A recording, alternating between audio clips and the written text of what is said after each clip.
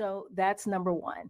My job was to speak to what the decision he made in the sense of continuing, trying to lift up the policies and the legislative wins that we did have. We did have legislative wins, Sure, but and he that didn't is talk about them that well, though. He uh, couldn't talk about them. He wasn't no, campaigning no, that no, no. Wait. vigorously. First of all, he did talk about them. Whether it broke through or not, he did. Tim, he did talk about I mean, his. he Wait, he talked did way you? less to the What? press than Donald Trump does. Way less. And he Wait. wasn't out there That at is. all. He But, wasn't good off the cuff. but He Tim, wasn't doing but press Tim, but conferences. Let's Tim, just be real. but Like, he Tim, didn't you're do no, paid but events. Tim, that's not true. Tim, you're conflating all of it. That's I'm what you're doing. not. No, you're telling me he didn't talk well about it. Then you're telling me he didn't talk at all. He didn't He do either. He didn't talk no, very often, and when he did, it yeah, wasn't very good. He sounded maybe very maybe old you and weren't feeble. paying attention to what we were doing at the White House. But I paid attention. I'm the with you on the president, policies. I'm the talking about his president, performance. the president spoke to the American people a couple times a week. He traveled and did domestic travel and talked directly to the American people. We are talking about a time politically that is incredibly partisan. It's hard to break through or any messaging, and it was an incumbency as well. So Karine Jean-Pierre has decided to pop back out again, and oh my goodness, you would have thought that she would have learned to just tell the truth at this point, but it doesn't seem like she has. It only seems like she's wanting to double down and triple down on the nonsense and the BS, even though she's trying to sell this book of hers where she's supposedly telling you the truth, right? Revealing the secrets, okay? As if we could see the truth with our own two eyes that, mind you, they continually lied about during the Biden Kamala administration. Oh, man. Anyway, she's gone on to CBS, and I don't think it went the way that she expected it to go. So, yeah, let's jump into this a little bit because I want to talk about this because it's absolutely hilarious and quite embarrassing to watch Karine Jean-Pierre continue on with the nonsense. So, with that being said, let's dive in.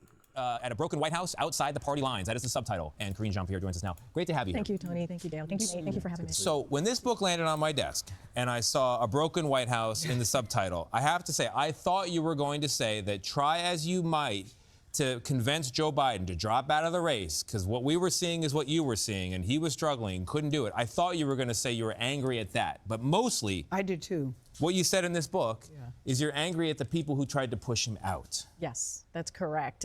Some Americans are going to say, seriously? But not just the party that pushed him out, the party as it's behaving today in this moment when we need a Democratic Party to be fighting, to be an opposition party. And that really what ignited the book.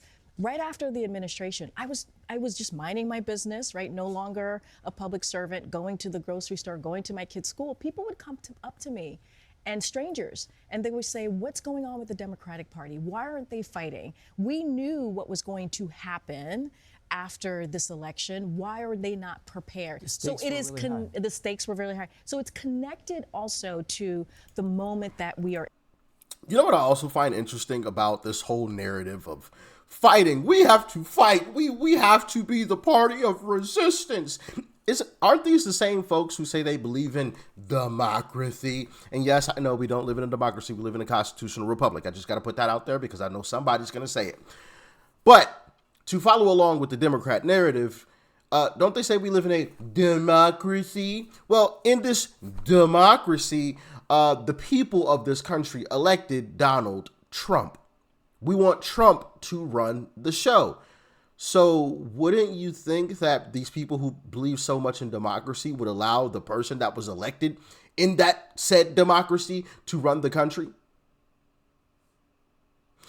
I don't know. Is anybody else confused by that? Because I know I am. Y'all let me know. Let's jump back in. and I'm telling a story, obviously, my story, and how I started thinking about the Democratic Party and my involvement in it. And then fast forward to today, the disappointment, the disillusionment that millions of people have. But and I want to pick up on what Tony was saying, because I too thought that. And you said, people said, why didn't members of his inner circle speak up about what many believe was the apparent decline of Joe Biden? And you said, you're a member of the inner circle and you never saw the decline. And after that, I wrote, how? Yeah. You even write, Karine, that you were on the plane with him going to the debate and you didn't see anything. Well, when we were on Air Force One going to the debate, you got to remember his campaign people were on the team, his family was on the team. I actually was one of those rare trips that I didn't really see him until after the debate, even though I was on the plane. So really, I want everybody to know that I take this question incredibly seriously. I do. I was his White House press secretary, which means I had a role that saw him practically every day and traveled with him. And you saw nothing. For more than 95%. We've always said, we're not going to say, oh, he didn't age. He aged. And he poked fun at it. We always owned up. And with age comes what happens when you get older. Which is? But when we talk about the Did you hear him in the background? He was like, which is, you know, hold on, I gotta run that part back. I gotta run that back. Fun at it, we always owned up, and with age comes what happens when you get older. Which is? With age comes what happens when you get older, which is Joe Biden tripping over sandbags, him not being able to read a teleprompter correctly, end of quote, repeat the line, him wandering off like a lost puppy, him having to be guided off the stage by Barack Obama, all while the mainstream media, Karine Jean-Pierre, and everybody else on the Democrat Party telling us that, us right-wingers are making up cheap fakes and Joe Biden is completely fine. We have nothing to worry about. Everything's peachy. Everything's okay. And you got people in this country that will sit here and try to shame us for not wanting to vote for that party. The party, now obviously all politicians lie. All politicians lie, right? But this was a whole nother level of lying. This was like, I don't get offended, okay? I'm not one of these types of folks that gets offended. But what the Democrat Party attempted to do to us last year, I was offended. That was offensive. We were looking with our own eyes, like, bro, hold on. I'm looking. It was almost as if we were all standing outside and we're looking at the grass. Like we're looking at the grass. We're like, the grass is green, and Democrats, the politicians, the mainstream media, and everybody in between, they're all shouting at us, no, the grass is purple. And all of us on the right, we're looking at it like we're picking up the grass. Like we're literally picking it up. Like, no, I'm holding it. The grass is green. I can see it. I'm looking at it. And they're still shouting at us, no, don't believe your own eyes. That's a right-wing conspiracy theory. The grass is purple. Trust us. That's what that was the equivalent. We're watching this man absolutely struggle. Absolutely. Like, I didn't even mention the fact that I don't know if I ever talked about this. I don't think I ever made a video on it, but I noticed it. How they switched the stairs that he walked up to get on Air Force One. It used to be the regular stairs, the long stairs where you got to go up like multiple flights. They switched it to the short stairs. Did y'all ever catch that during the Joe Biden era? Y'all let me know in the comments, but I caught it. I don't think I ever really talked about it or anything, but I definitely caught that. Also, his gait got weird, like where he had this really stiff, gait, as if it was almost as if someone had, like, he had gone through like physical therapy, like someone had instructed him to start walking that way so that he didn't trip as he was walking to the helicopter from the White House. It was super strange, but of course, once again, they all were telling us, no, Joe Biden's fine. Joe Biden's fine. Come on, man. Yeah. And once again, you have people in this country that will attempt to shame us all on the right for not wanting to vote for that same party. How crazy is that? We talk about the mental acuity, and again, I take this very, very seriously. Yeah. I never saw anyone who wasn't there. I saw someone who was always engaged. I saw someone who understood policy, pushed us on the policy, and also understood history. And there were times, I'll tell you the story, there were times where he would call me into the Oval Office, and I would be like, oh no, because I knew whatever he was going to ask me was going to be direct, was going to be about a story he read, BS. about how we're pushing back, how we're pushing a message forward. And you write about the people within the party pushing him out. Some would describe those people fighting for a replacement candidate is fighting. But you also describe this current state of the Democratic Party as too timid.